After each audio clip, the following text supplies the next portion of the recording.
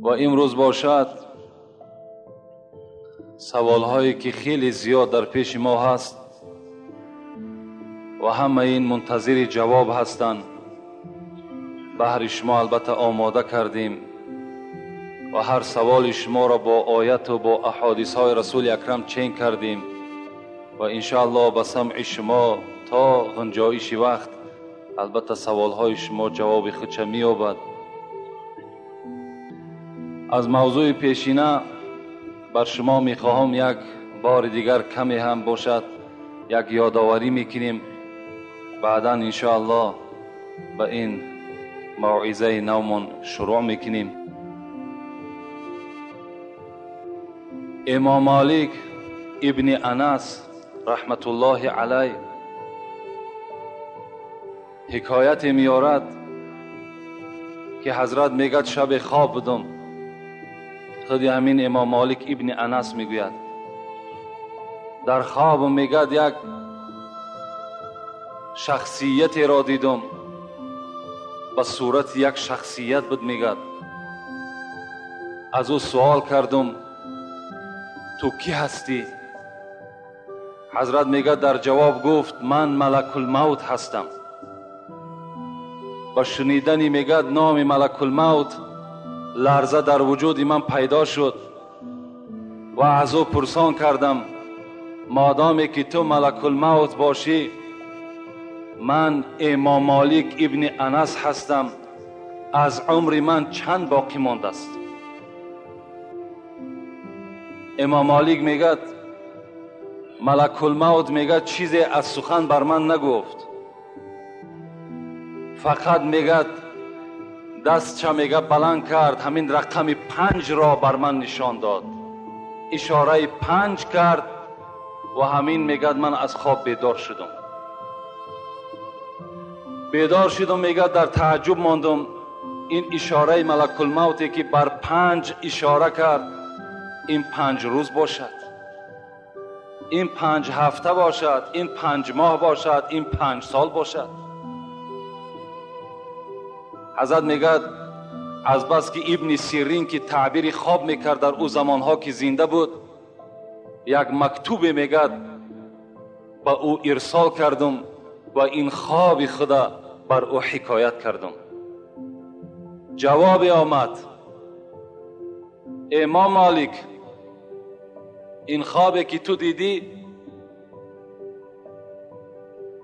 و آن ملک الموتی که تو دیدی این حق است، اون ملک الموت بود و آن 5 که بر تو اشاره کرد اون 5 روز، 5 هفته، 5 ماه و 5 سال نشان نمیدهد، بلکه این 5 معنای آیتی هست که ملک الموت بر تو یک درس داد که این 5 چیزی هست که در قرآن موجود است، در پاره 29 از قرآن موجود است که این 5 چیز را بغیر خدا گفت ملک الموت کسی نمیداند. این اشاره ملک الموت به سوی تو بوده ای امام. این 5 چیز چی بود؟ و این آیت میگه ابن سیرین در مکتوب به ابن انس مالک ابن انس ارسال کرد که خداوند در قرآن میگوید اعوذ بالله من الشیطان الرجیم ان الله عنده علم الساعه و ينزل الغیث و یعلم ما فی الارحام و ما تدری نفس ماذا تکسب غدا و ما تدری نفس بأی ارض تموت. صدق الله العظیم. این 5 چیزی که الحال از آیت بر شما خواندم اینا چی معنا دارن؟ ان الله عنده علم الساعه، ملک الموت اون 5 انگشتی که بر مالک ابن انس نشان داد این بود که یکم قیامت بجز خدا کسی نمیداند که ساعتش کی است، کی قیامت می شود، این خدا میداند. ان الله عنده علم الساعه و ينزل الغیث، باران به فایده انسان میریزد یا به ضرر انسان میریزد، این خدا میداند. و یعلم ما فی الارحام، سیومش در شکم مادر اون فرزندی که هست بدبخت است یا نیکبخت، این خدا میداند. و چهارم چیزی که این آیت میگوید این است و ما تدری نفس ماذا تکسب غدا، فرزند آدم نمیداند که پگاه به سر او انسان چی آمدنی است. او انسان در مصیبت میزند یا در خرسندی، در قید حیات است یا در قید ممات، این خدا میداند. پنجم چیزی که این آیت دلالتی میکند این است و ما تدری نفس بأی ارض تموت، فرزند آدم نمیداند که در کدام سرزمین جان او قبض کرده می شود. این پنج چیزی بود ملک الموت به مالک ابن انس اشاره کردند. مقصد من از این قصه و از این آیت چی هست؟ پدرای عزتمند، برادرانی که همه ما و شما را مرگ انتظار است، در گریبان همه ما و شما کشال است، آویزان است. فقط منتظر است که کدام وقت از جانب خدا امر می شود که قبض کن، همینش انتظاری است. و ما و شما نمیدانیم که آیا تا فردا زنده هستیم یا نه. ما و شما نمیدانیم که تا جمعه دیگر در این مکانی که ما و شما نشسته هستیم اینجا دا کی میشیند؟ آیا من میشینم یا شخص دیگر میشیند؟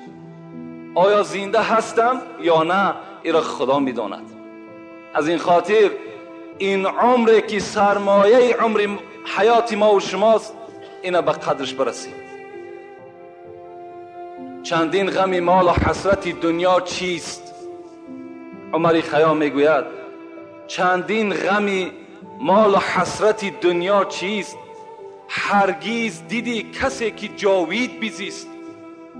این چند نفس در تن تو عاریتی است، با عاریتی باید زیست. این نفس هایی که در وجود شماست میگد عمر خیام، اینا عاریت هستند. عاریت چی رو میگن؟ من یک همسایه را یک بیل است یک تبر است میتم و بر اون مهلت میتم که فردا بیل یا تبری مرا پس بگردان. این عاریت میگوین. یعنی این جانی که در وجود ما و شماست، ایرا خداوند عاریت داده است که فردا من میگیرمش، این ابدی در بدن تو نمیستد. از این خاطر چندین غم مال و حسرت دنیا چیست؟ چرا ما و شما غم دنیا ما میخوریم، غم فرزند میخوریم، از سحر بیدار میشیم غم پول، غم مثال استراحت معیشت ما میخوریم، لکن غم حیاتی که ساعتش رفته است غمی را نمیخوریم. ما نمیدانیم که این امیدی که سحر کردیم برای دسترس کردن مال دنیا، آیا اون مال به دست ما میرسد یا نه، ایش غمش نمیخوریم. بیا خدا رحمت کنه سعدی را، بیا ای که عمرت به 70 رفت، مگر خفته بودی که برباد رفت. ای انسانی که عمرت به 20 به 30 تا 70 رسیده است، بیدار شو میگد که برباد رفتی سی، ساعتهای تو همه به غفلت گذشتی سی. زی 50 دیرم 5 اگر کم شود، دلت ریشی سر پنجه غم شود. چو 50 سالت برون شد زی دست، غنیمت شمر 5 روزی که هست. از 50 سومت 5 سومش کم شود، تلخ کف میشه که میگد در اندوه میغلطی، غمگین میشه که 5 سومی من از دست من رفت. این 50 سال عمر رفته است، این دیگر بر پول خریدن می شود و این را بازگشت هم ندارد. برای دل تو نمی سوزد، برای بیهوده رفتن این دل تو نمی سوزد. اگر مرده مسکین زبان داشتی، حضرت در آخر میگوید اگر مرده مسکین زبان داشتی، با فریاد و زاری فیغان داشتی.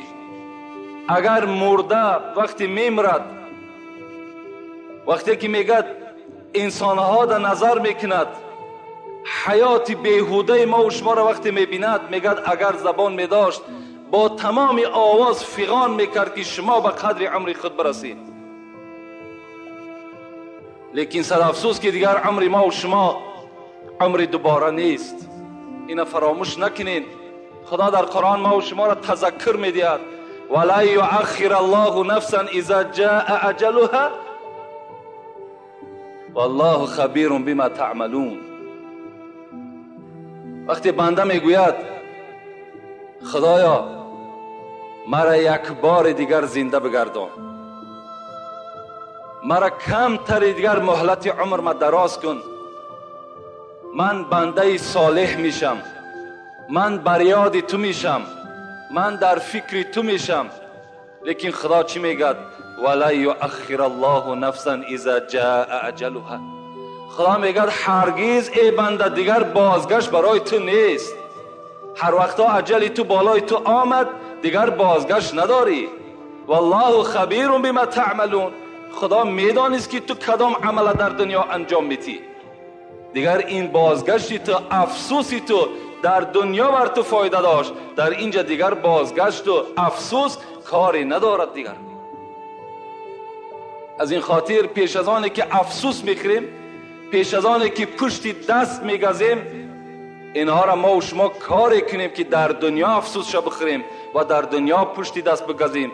برای چی مثال امروز از من نمازی با جماعت ترک شد؟ برای چی امروز حق بندگی خدا را من نکردم؟ اینا را ما و شما در دنیا افسوس شو بخوریم، نه در قیامت و نه در گور. پیش از همه آمد به زمین آدم و حوا، پیش از همه آمد به زمین آدم و حوا. کو یوسف و یعقوب، کجا شد زلیخا؟ کو خسرو و شیرین وطن کرده به صحرا؟ کو لیلی و مجنون کجا وامق عذرا؟ از جور فلک چاکی گریبان همه رفتن. البته همه رفتن و ما و شما در نوبت ایستادگی هستیم. از این خاطر فراموش نکنیم چگونه ای که رسول اکرم هر روز در یاد مرگ بدن، ما و شما در یاد مرگ بسیارتر باشید. فراموش نکنیم. انشاءالله اگر ما و شما فراموش نکنیم عاقبت ما و شما نیک می شود. بهترین بنده، هوشیارترین بنده همون بنده هست که فقط در یاد مرگ هست.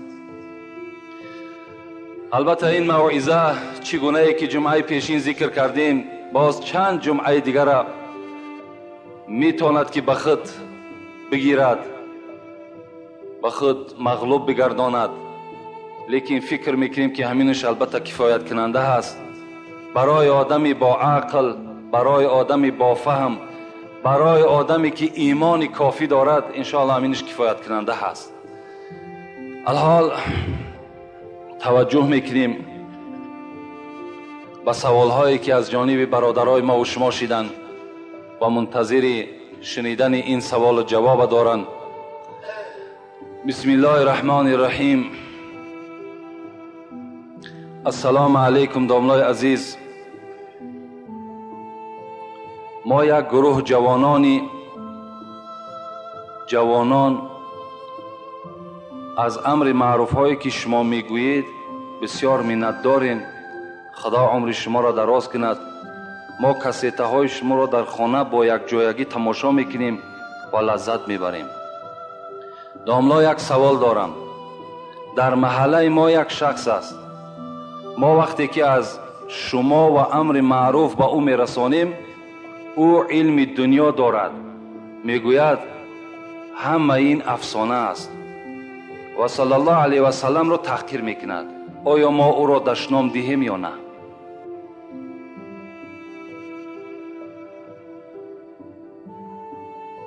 اولا در این سوال ها و در شنیدن این سخن ها ما تعجب نکنیم. این جای تعجب شم نیست. میگویند که در هر جایی که یک محمدی باشد یک ابولهب هست. در هر جایی که امت اسلام باشد در پهلوش یک یهودی هست. این جای تعجب نیست. رسول اکرم که معجزه عیان داشتند، ظاهر به مردم معجزه را نشان میدادند، باورش نمیکردند. امروز ایکو کور است، علم دنیا ندارد. اگر علم دنیا می داشت او به قدر اسلام و به قدر رسول اکرم می رسید، لیکن در علم دنیاش هم نقص است. علم دنیادار بسیار است. ما طرفدار همو بندگان هستیم که علم دنیا دارند و علم آخرت دارند.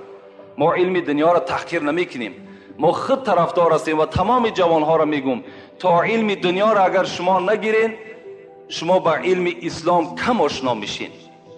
اول انسان باید علم دنیا را پخته بگیرد، بعداً البته چی در برابر این با علم اسلام چنگ بزند. من دوست می‌دارم که فرزندان مسلمان همه ما و شما دکتر باشند، انجینیر باشند، کارگری مثال سوت و پرکرار و میلیسه و KGB و دیگر اداره هایی که هست در همه اونها فرزند مسلمان کار کند، مسلمان باشد. این برای ما و شما شرف است. لیکن این برادری که با او از امر معروف و نهی منکر میرساند، البته من بر شما یک بار درباره امر معروف و نهی از منکر گفته بودم که شما امر معروف و نهی از منکر را در پیش هر آدم ضایع نکنید. خبر از علم دین کن اهل دین را، مکاری تخم هر شوره زمین را. بداند تشنه قدر کاسه آب، نداند کور قدر نور مهتاب. آخه از علم امر معروف و نهی منکر کسی را خبر بدین که او بر اسلام آشنا باشد، او دوستدار پیغمبر باشد، او تشنه باشد.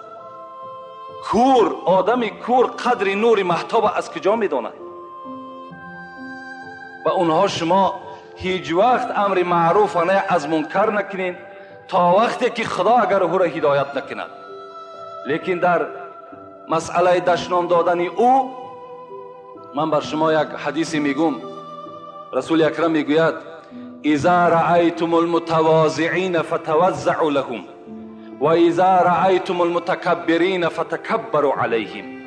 وقتی که شما میبینین یک انسانی که خیلی تواضع دارد، خیلی شکستگی دارد، خیلی شما را احترام میکند، شما هم گفت پیغمبر او را احترام کنید، شما هم او را اعزاز کنید، شما هم او را عزت ببخشین، شما با او گپ‌های خوب بگین. لیکن وقتی میبینین یک آدم تکبری که قرآن شما را دشنام میتد، یک آدم تکبری را میبینین که پیغمبر شما را دشنام میتد، داملای شما را دشنام میتد، مسجد شما را دشنام میتد، شما به واسطه او را دشنام بتین.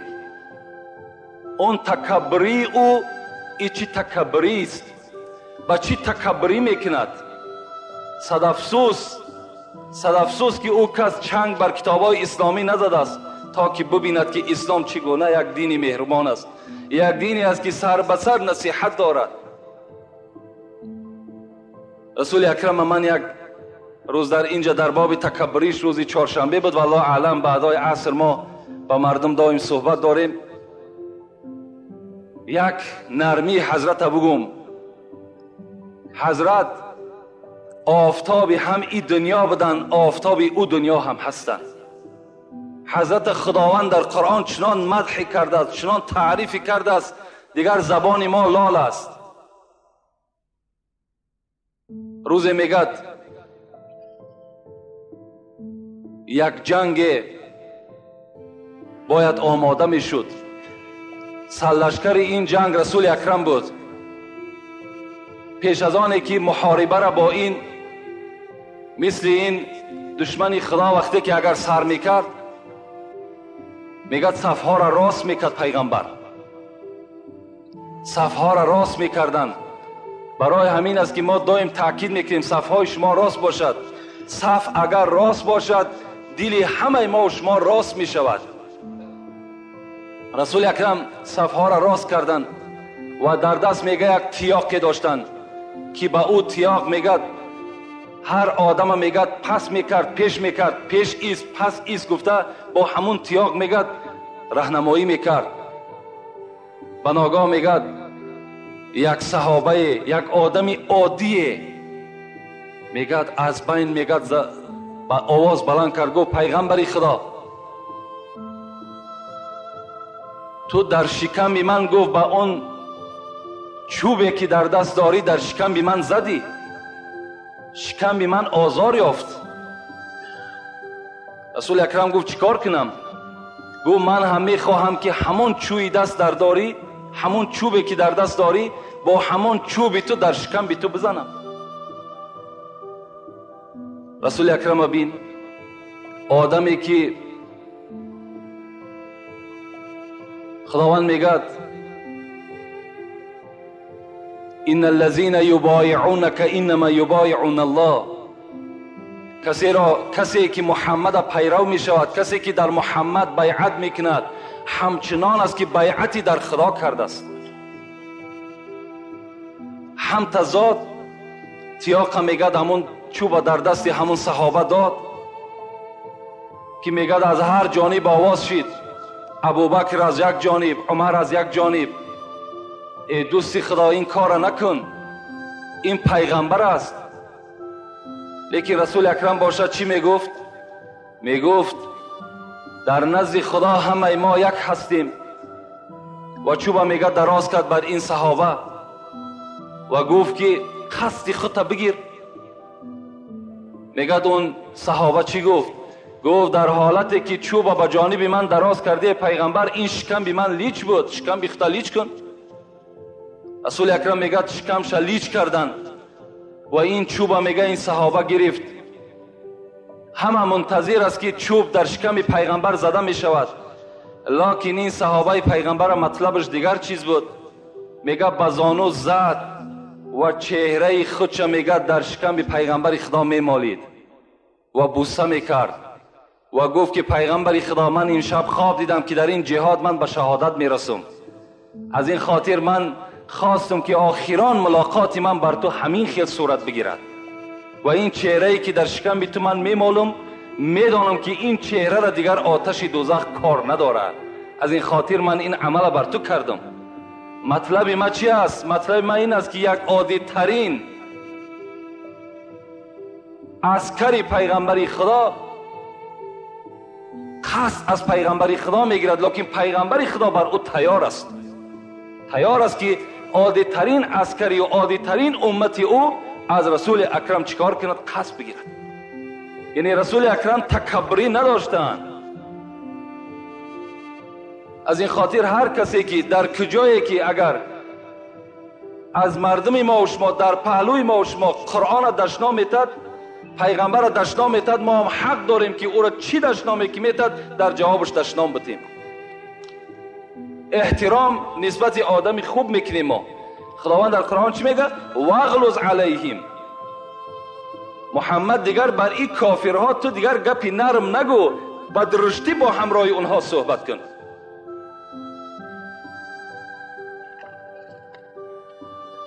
السلام علیکم دوملای عزیز، یک سوال دارم، اینشم قریب مانند به همین است. ما یک همسایه داریم، آن شخص در دیگر دین است، دینش دیگر است، یعنی دینی حضرت عیسی. ما با او گفتیم چرا دین اسلام رو نمیگیری؟ او گفت همین دین رو هم آخرتش جنت است. آیا این حقیقت دارد؟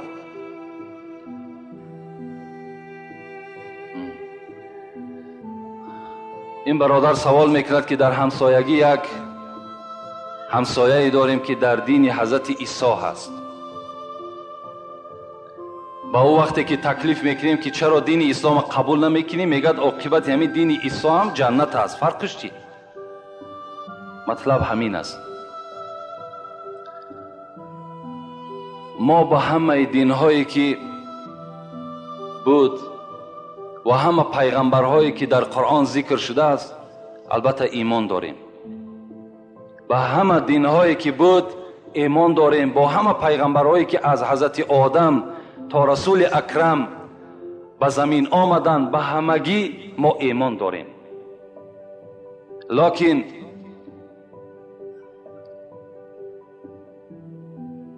امروز قرآن در روی زمین است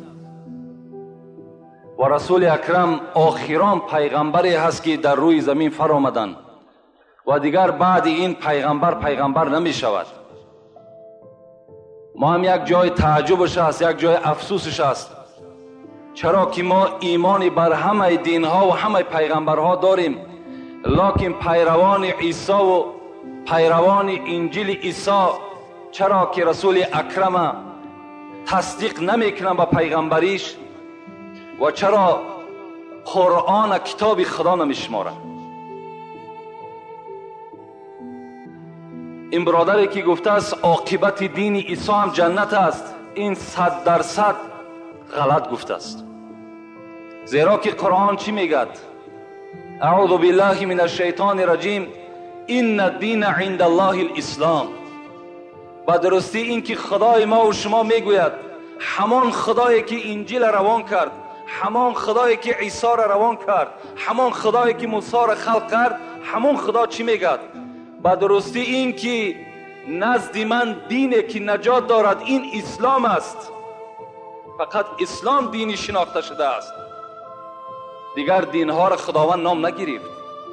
بلکه چی گفت؟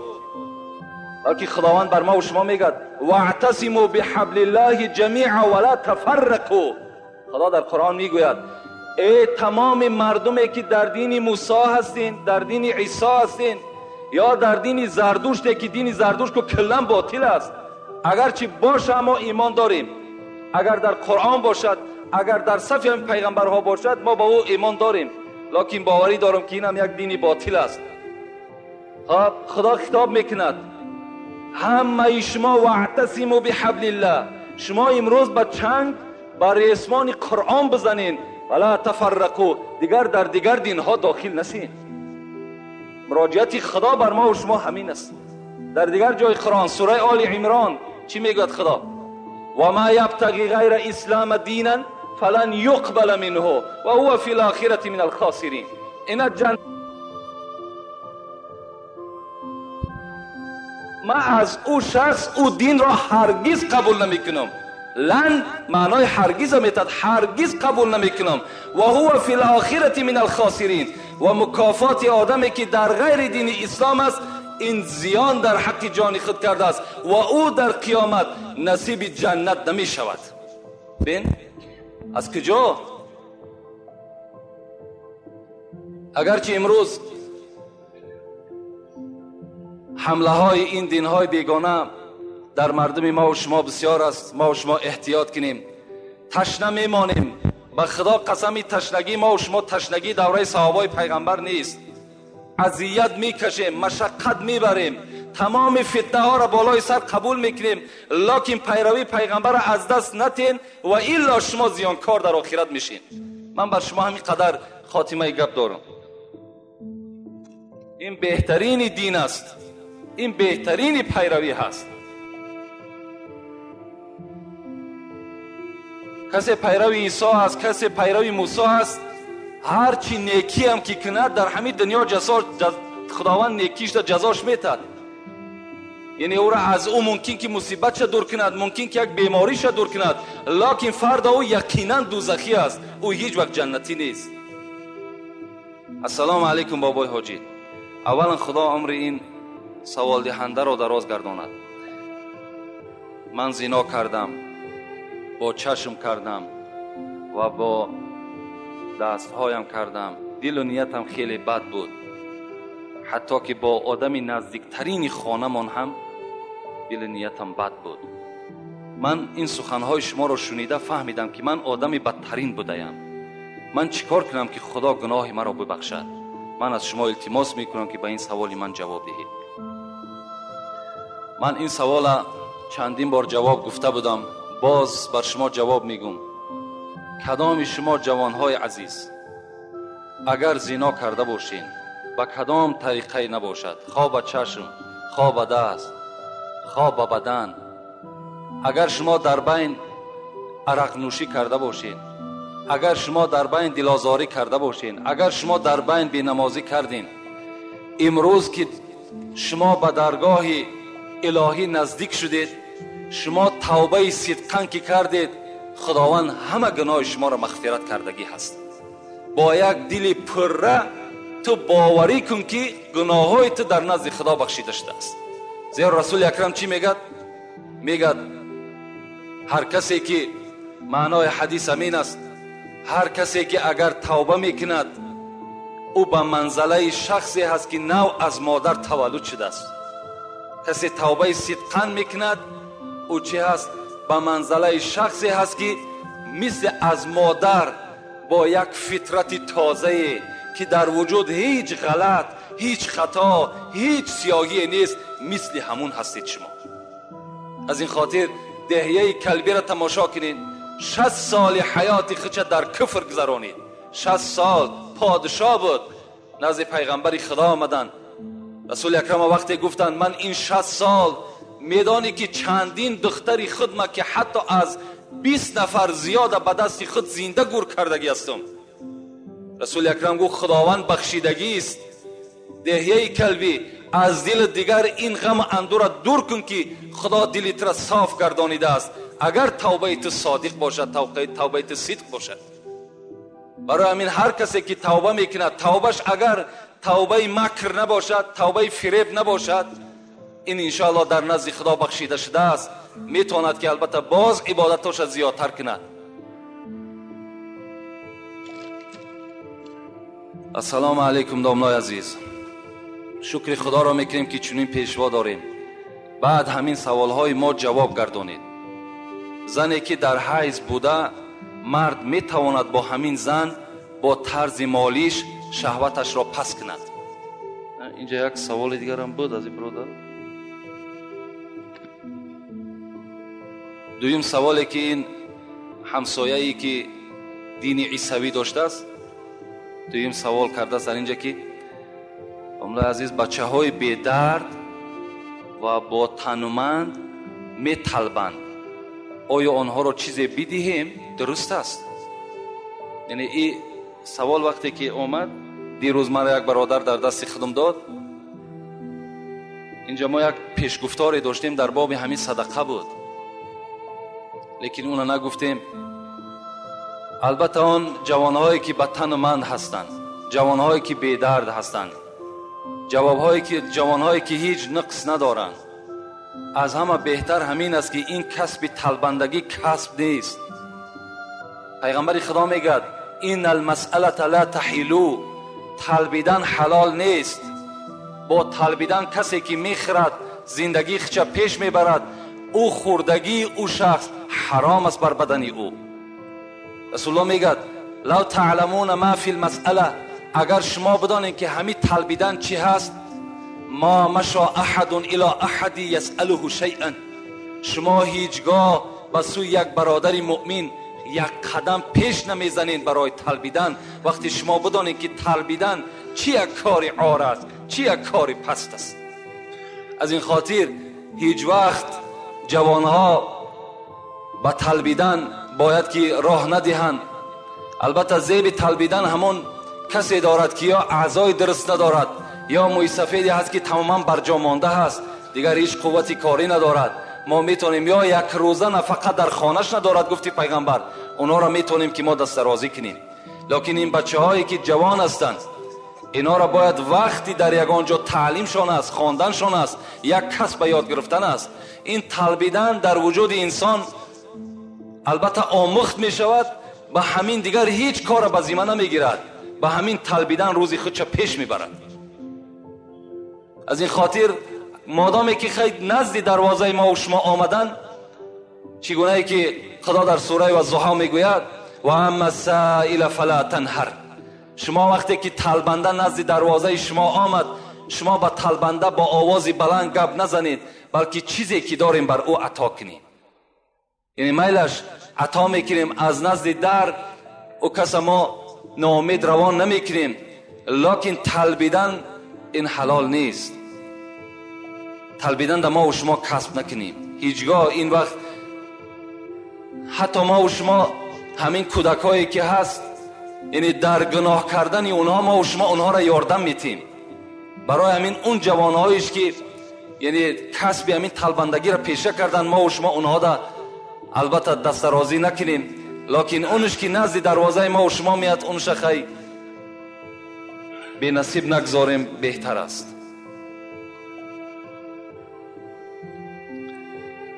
بسم الله الرحمن الرحیم. ما از زبان شما شنیدیم که جاروب مزار حضرت امیر جان شفا ندارد، پس چرا آنجا بر ما نمیفهمانند؟ جوابش را مفصل بیان کنید. برادران از همین داخل که این بچه های اطراف ماست، ما هر بیگاه که امر معروف داریم کم و بیش یک روز درباره همین زیارت مزارها گپ زدیم و جاروبی که در حضرت امیر جان هست که مثال آدم هایی که در بدنشان زخمی آزخ دارند و دیگر زخم ها دارند می روند و او یک جاروبی دارد و او جاروب در بالای می کشد، او شفا می شود. البته از زبان ما این سخن برآمدگی است. رسول اکرم میگد الا انبئکم باکبر الکبائر. همنشین ها را گفت آیا با کلانترین شرک با شما صحبت کنم؟ از همه ده کلانترین شرک، کلانترین گناه کدام گناه است؟ میگد این لفظ پیغمبر 3 بار گفتن. 3 بار گفتن آیا با کلانترین گناه با شما صحبت کنم؟ میگه صحابه گفتن بله. ابوبکر صدیق بود میگه گفت بله رسول اکرم چی هست؟ کلانترین گناه چی است؟ رسول الله گفتن الشرک بالله، شرک به خدا آوردن. این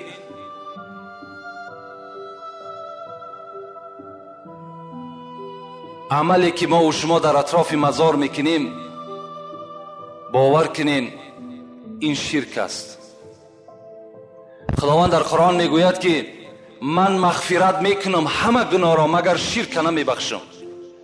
شرک بخشیده نمیشود، لیکن دیگر تمام گناه را بعد آنی که جزاش میگیرد میبخشمش، لیکن شرک ابدی میسوزد. این شرک چی هست؟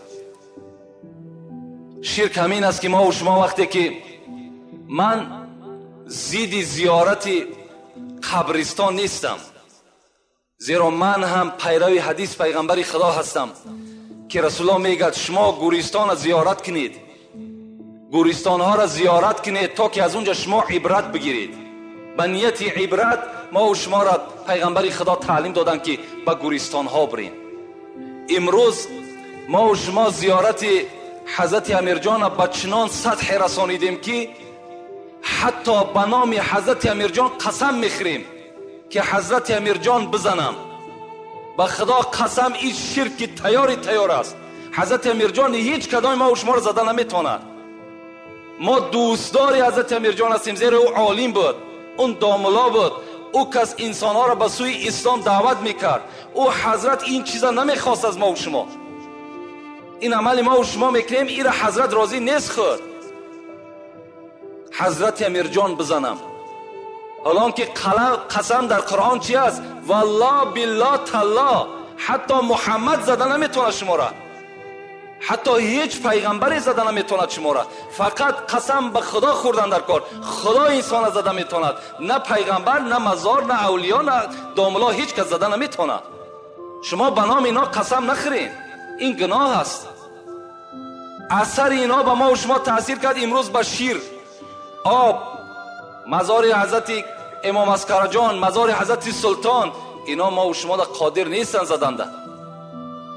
بین تا چی اندازه ما و شما آمده رسیدیم که حتی که به نام اونها قسم میخوریم. از این خاطر در زیارت این مزارها علل خصوص من جوانها را مراجعت میکنم بسیار احتیاط باشین. از زیارت یک مزار ده زیارت عالی مکنین 10 برابر برای شما نیک است. اون مزار است، او خواب از حضرت، او روحی او در جنت است. آدمی زنده را پیشش برین که از اون منفعت بگیرین. شما مرده را وقت دیدین، رسول اکرم چی گفت؟ کفا بالموت واعظا.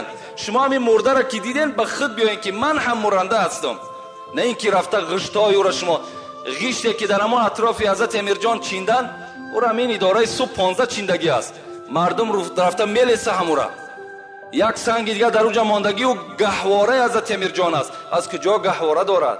کی گهواره برای ما و شما میتراشد؟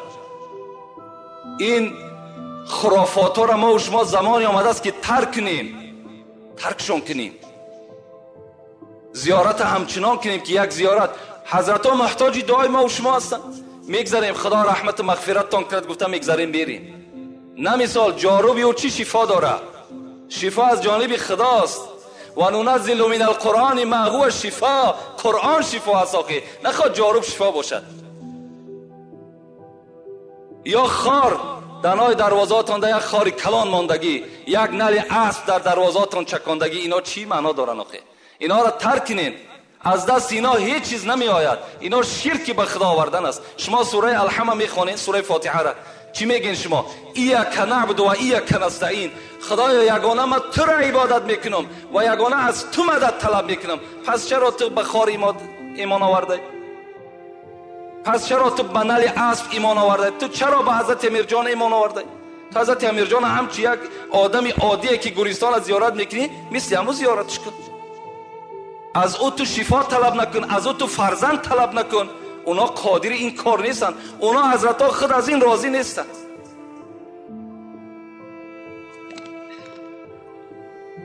سلام علیکم داملای عزیز. آیا سلام کردن با دختر عمکی جایز است یا نه؟ قال رسول الله صلی الله علیه و سلم لأن یطعن فی رأس احدکم بمخیط من حدید خیر من ان یمس امرأة لا تحل له. پیغمبر خدا چی میگوید؟ میگوید که آن زنهایی که نکاح آنها به شما درست است، یعنی آنها نکارس هستند، با آنها سلام کردن رسول اکرم به چی تشبیه دادن؟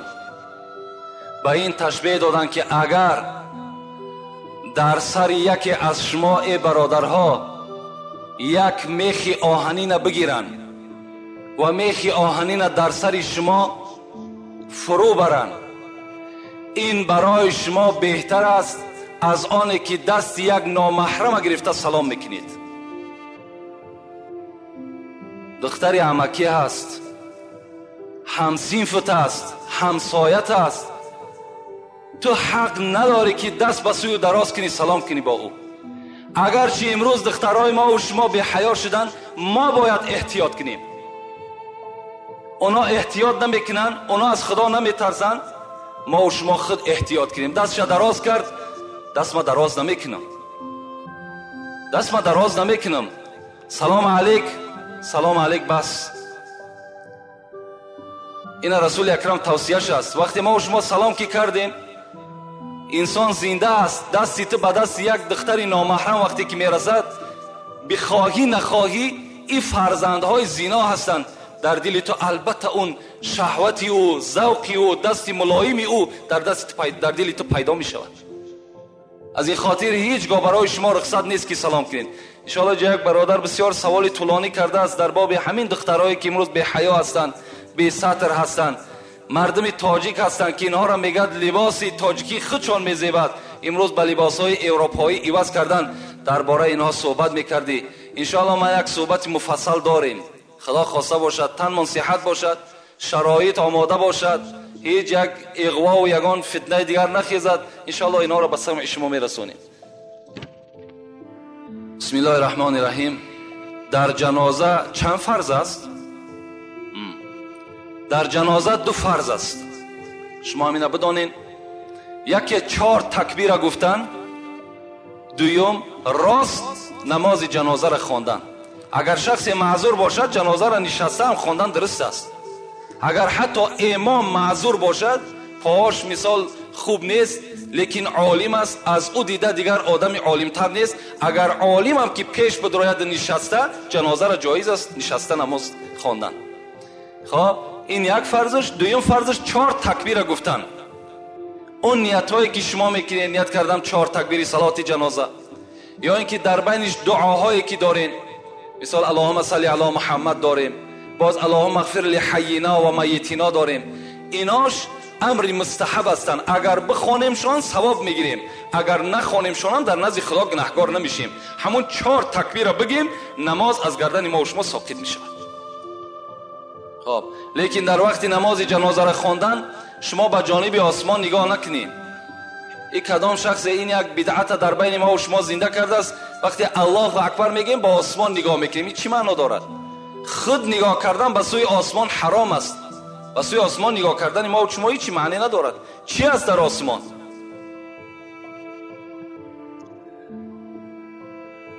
در قیامت هر کس را با کسی که همراه میکنند که او را در دنیا دوست می‌دارد. آیا این درست است؟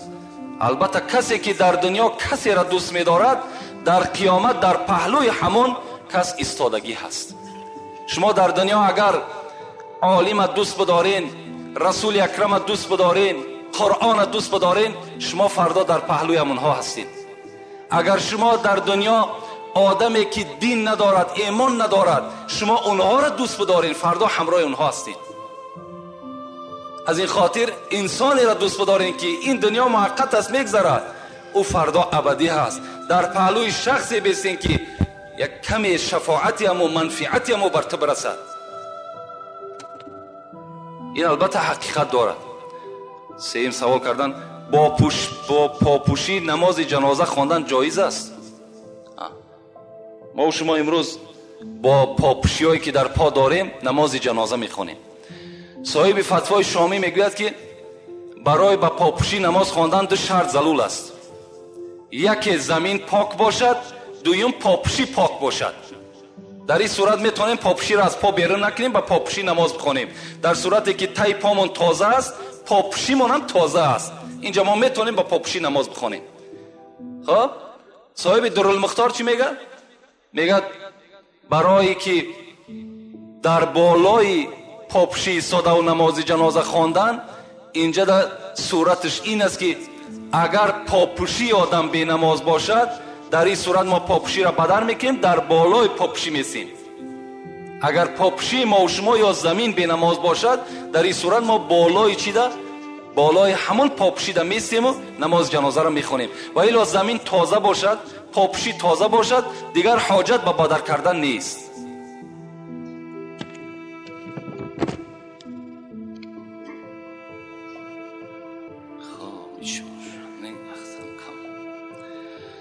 جابر السلام علیکم دوستان عزیز. اگر یک شخص بی نماز است، اگر حیوان را ذبح کند جایز است؟ زیرا که در محله ما یعنی در میکرورایون یک آدم داریم نماز نمیخواند لیکن حیوان ذبح کرده میتواند. اگر ما و شما وقتی که یگان حیوانی که در خانه میکشیم ذبح میکنیم به نیت خیر احسان، کوشش کنیم که آدمی بی نماز نباشد. اگر آدمی بی نماز باشد، اون مال کشتر حلال نیست برای ما و شما خوردن. زیرا پیغمبر خدا را من از نام جابر به شما روایت میکنم که حضرت جابر گفتند سمعت رسول الله صلی الله علیه و سلم یقول لیس الرجل بین الشرک والکفر ترک الصلاة. پیغمبر خدا گفته است که بین مرد و بین شرک، بین مشرک و بین کافر فقط فرق در نماز است. اگر او انسانی که نماز نمیخواند میگه ما الحمدلله مسلمانم، ما او در باور نداریم. زیرا رسول اکرم چی میگه؟ العهد الذی بیننا و بینکم الصلاة. عهدی که ما بین شما ای امت اسلام و بین مشرک ها کردگیم، عهدی که ما بستگی هستم این در نماز است. اگر نماز بخوانند از امت من هستند، اگر نماز نخوانند اونا در عهد من چی کردن؟ وفا نکردند. از این خاطر آدمی بی نماز از ذبحش جایز نیست. شما کاری کنین در محلت نیست، کاری مشکل نیست. یک حیوان تو تا 500 600 سامانی را میخری، 2 سامانی دیگر یک محله دیگر بره، یک آدمی مسلمان بگی ببر در همونجا مالی را ذبح کنه، هیچی مشکلاتی نداره. دوره حضرت موسی بود میگد بین آدم بی نماز تماشا کنین. دوره حضرت موسی بود یک زنی میگه پیش موسی آمد گفت موسی اینی اذنبت ذنبا، موسی تو پیغمبر خدا هستی، من یک گناه بی نهایت وزنی کردم. گفت چی گناه کردی؟ ایرا شمس الدین ذهبی در کتاب کبایرش این قصه را در باب بینمازا میارد. میگه چی گناه کردی؟ این زن چی میگد؟ اینی زنیتو و ولدت من الزنا ثم قتلته. میگه موسی من زنا کردم، بعد زنا یک فرزندی از من تولد شد و از مردم که ترسیدم و شرم کردم این فرزندی تولد کردم قتل کردم، برده دفن کردم و امروز پشیمان شدم، توبه به سوی خدا کردم. حضرت موسی دعای تر خدا میشنود، دعا کن که خدا مغفرت گناه مرا کند. حضرت موسی با شنیدن این گناه چی گفت؟ اخرجی یا ایتها الفاجره، ای زن زناکار، ای زن بدبخت، از پیش من دور شو. حتی لا تنزل من السماء نارا فتحرقنا بشومکی، تا که از کثافتی تو، از بدبختی تو بالای سر ما آتش از آسمان نریزد و ما هم در عذاب تو گرفتار شیم. میگه این زن بیرون شد، در حال جبرائیل پایان شد و میگه سلام بر موسی کرد، گفت لما رددت تائبه. ای موسی این زن توبه کرده بود، این زن از صدق توبه کرده بود، پیش تو آمد، چرا تو را از درگاه خود راندی؟ چرا که از خدای خود طلب نکردی که این زن خدا مغفرت کند؟ این در اصل توبه صدق کرده بود. اما وجدت شر منها، موسی گفت تو بر یک زنای همی زن و بر این عملی که این زن دست زد تو غضبناک شدی. آیا تو میدانی که از این زنی که زنا کرد و از زنا تولد کرد و فرزند خود به دست خود کشت، میدانی از این دبا بدتر مخلوق است؟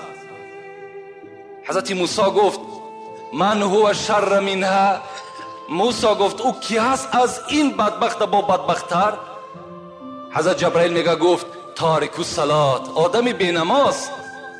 آدم بینماز گفت از این زن بدتر است، از این زنی که زنا کرد، تولد کرد، به دست خود کشت، از این دیده این بینماز بدتر است.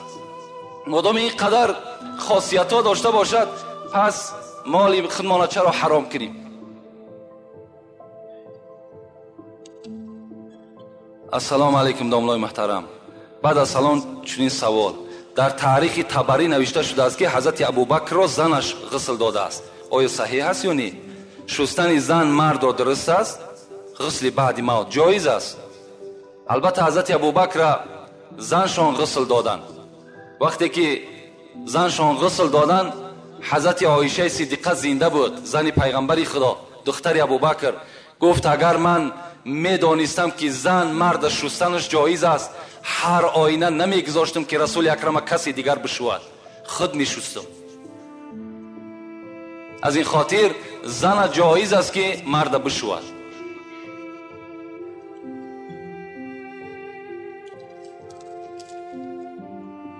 السلام علیکم داملای عزیز. خوب میشد که امین سوالا بفهمیم. بعضی آدمان پنجهشون رو قطع میکنن، چرق میکنن. بعضی آدم میگوید که اگر هر دو پنجه رو کنی یک گوسفند خیر میکنی. بعضیش میگویند که عمرت کم میشود. خوب میشون میفهموندی. عمر کم به هیچی وابسته نیست. عمر زیاد کم میکردگی این در نزد خداست. ما 2 جمعه پیوسته درباره همین گپ زدیم. اگر از همین دم که شما عمر که باز وابسته به همین باز همین دست به همین اعضا و به همون همسایه و به دیگرها که حواله کنین، اذا جاء اجلهم لا یستأخرون ساعة ولا یستقدمون. خدا میگه که وقتی اجل شما آمد، هیچ کس دیگر اجل شما را 1 ساعت پیش و 1 ساعت قفا کرده نمیتونه، هیچ چیز. و این دستی که ما و شما مثال آوازی او را صدای را میبراریم، این را صاحب فقه کیدانی میگه اگر در نماز کسی کند در نماز کراهیت دارد، یعنی بازی کردن بر دست میشود. لیکن در از زبان طبیبا هم شنیدیم که همین آوازش صداش برآوردن هم این هم در همین پنجه خلل دارد، زلال دارد. لیکن یک گوسفند در گردنت واجب شود یا عمرت را کم کند، اینا هیچ اصل ندارد.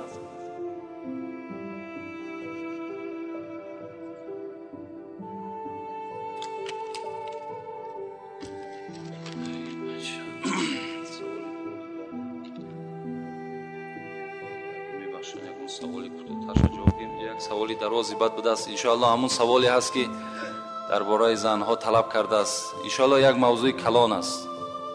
این دردی که در دل شماست در دل ما هم هست. السلام علیکم داملای عزیز، از شما خواهش دارم که سوال ما را با پررگی جواب دهید.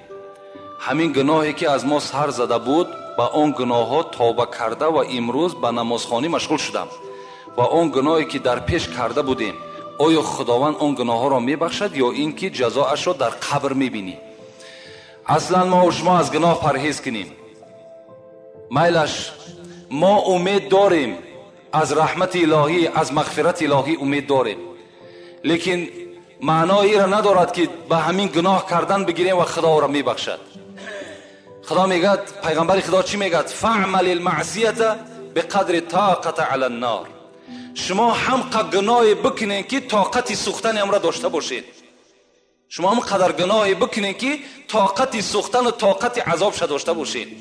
معنای را ندارد که خدا که غفور است میبخشد دیگر ما بے پروا گناه کنیم. لیکن گناهایی که از ما و شما تا روز نمازخوانیمان سر زده بود، اینا ما بر شما باز میگم. التائب من الذنب کمن لا ذنب له. پیغمبر خدا میگه توبه کننده از گناه مثل شخصی است که گناه نکرده باشد. اون توبه تو کردی، خداوند بخشیدگی هست. دیگر جای سوال دوم، در مسجد محراب می باشد لیکن در خانه می نشستگی نماز میگذارند، آیا درست می باشد؟ حکم محراب درست است. در جایی که محراب هم که نباشد، نمازی با جماعت خوانده شود، نماز جایز می شود. یعنی محراب شرط نماز نیست. السلام علیکم بابای حاجی، من یک دردی دارم که 6 ماه باز مرا عذاب می دهد. من هر سحر از خواب می خیزم و در وجودم یک آبی را خارج می شود. اینجا دیگر طریق نویسنده است، من با شما روشن‌تر میگم. در این حالت من آبازی کنم یا طهارت؟ این را بر من فهمانید، چون که از آبازی بسیار مرا خنکی سخت زد. باز از یک دانشمند فهمیدم که آبازی شرط نیست، این وسوسه شیطان است. آبازی کرده و دیگر کسل‌ها دچار شدم، ذکر خدا کم می شود. یعنی این برادر هر سحر که میخیست است مثل که انسان شیطان یعنی وسواس میکند، مثل همون حس میکرده است، لیکن به اون منزله نی کم بده است. از این خاطر آن چیزی که به شهوت از وجود شما نمیبراید، اون یعنی واجب الغسل نمیشود. یعنی وقتی که اگر شما بیدار شدین که یعنی این علاقه در شما که 6 ماه هست، این بیماری هست، این یا شما خنکی زدگی هستین یا یگان درد دیگر در وجود شما هست. این با غسل جنابت